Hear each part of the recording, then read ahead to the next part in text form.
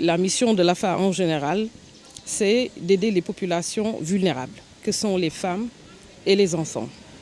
Et dans le temps, on a eu à faire ce genre de dons au niveau des pouponnières, au niveau des daras. Donc ce n'est pas une première fois.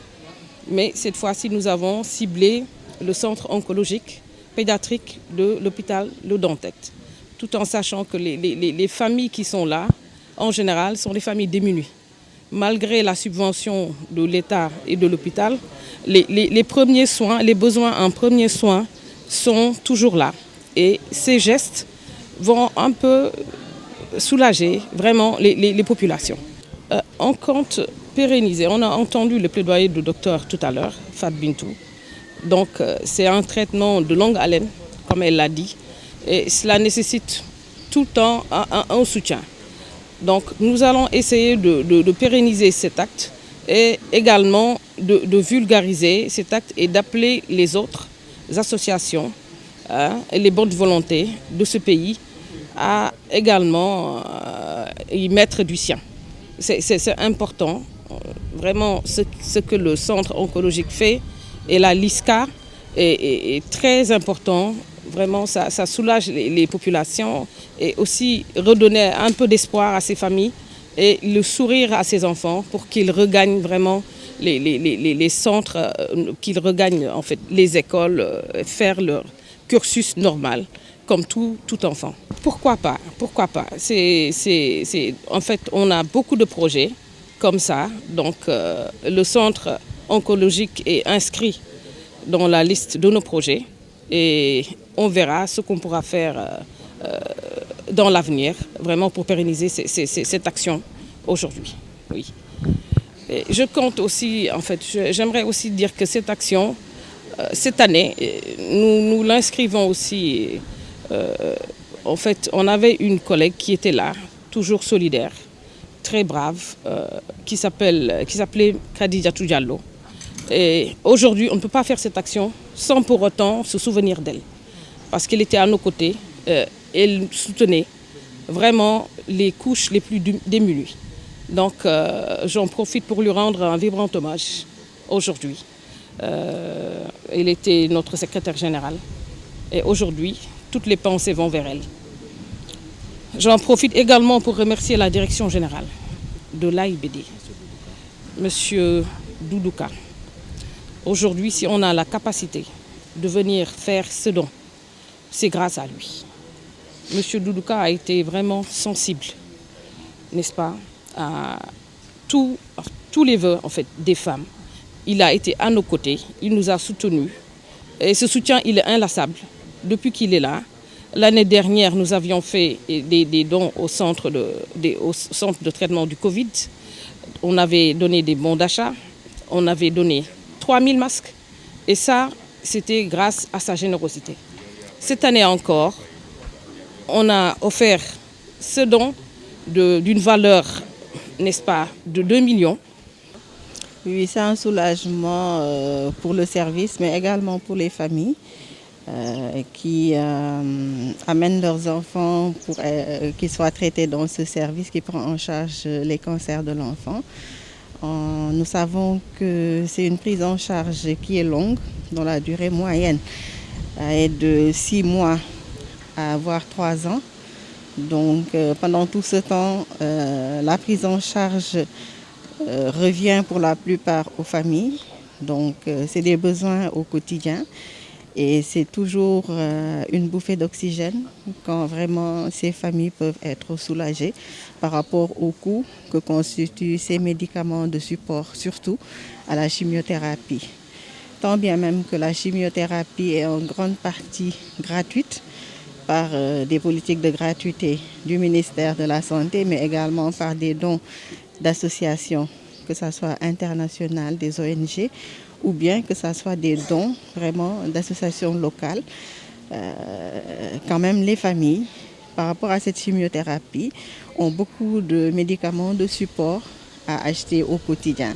Donc ce don est composé pratiquement pour la plupart de ces médicaments de support Donc ça constitue vraiment quelque chose qui va soulager grandement ces familles pendant une bonne durée. Et ça vraiment c'est louable et c'est quelque chose qui, lorsque ça se multiplie dans le temps pendant l'année, constitue vraiment quelque chose de très positif pour les familles qui peuvent vraiment avoir un soulagement de ce côté et pouvoir se concentrer sur d'autres points que sont le transport, la nutrition pendant le traitement, mais également d'autres bilans complémentaires qui sont nécessaires pendant le traitement et qui ne sont pas pris en charge. Bon, ça vraiment, ça n'arrive pas parce que nous sommes soutenus. Le service est beaucoup soutenu. L'hôpital fait beaucoup de gratuité pour la prise en charge des cancers par des forfaits pour l'hospitalisation qui est annuel. Il y a également des associations locales, comme je l'ai dit tout à l'heure, qui viennent vraiment soutenir au quotidien ces achats de traitements de support. Il y a une association qui vient 2 fois par semaine pour acheter ces médicaments à la place des familles. Ensuite, le service social accompagne beaucoup. Il y a beaucoup de bienfaiteurs qui passent par l'assistante sociale du service pour mettre en place des enveloppes financières qui sont destinées à soutenir les familles dans ce sens-là, que ce soit les médicaments de support, que ce soit certains bilans complémentaires et même le transport pour pouvoir respecter leur rendez-vous et poursuivre le traitement jusqu'au bout. Bon, une estimation du coût est assez difficile parce que cette chimiothérapie dépend du type de cancer. Donc le délai minimum de traitement est de 6 mois et puis le maximum est de 3 ans. Ce ne sont pas les mêmes médicaments qui sont utilisés, ce n'est pas la même durée du traitement. Mais en moyenne, on peut dépenser 1 million pour la chimiothérapie d'un malade, mis à part vraiment les frais d'hospitalisation, les bilans complémentaires, le transport et tout ce qui est traitement adjuvant. Pour dire que le coût de la prise en charge du cancer est assez élevé et il s'agit généralement de familles qui sont démunies, dont les parents ont des activités à revenus irréguliers, n'ont pas de prise en charge, pas de couverture sanitaire, pas de prise en charge sociale, donc tout revient vraiment directement à la famille et c'est assez lourd. Bon, le diagnostic précoce est nécessaire parce que ça amoindrit le coût du traitement. On a besoin de moins de médicaments, de moins de traitements lourds, mais également c'est quelque chose qui permet de guérir plus d'enfants. Parce que dans le cancer de l'enfant, il n'y a pas de facteur évitable connu qui peut permettre qu'on les prévienne.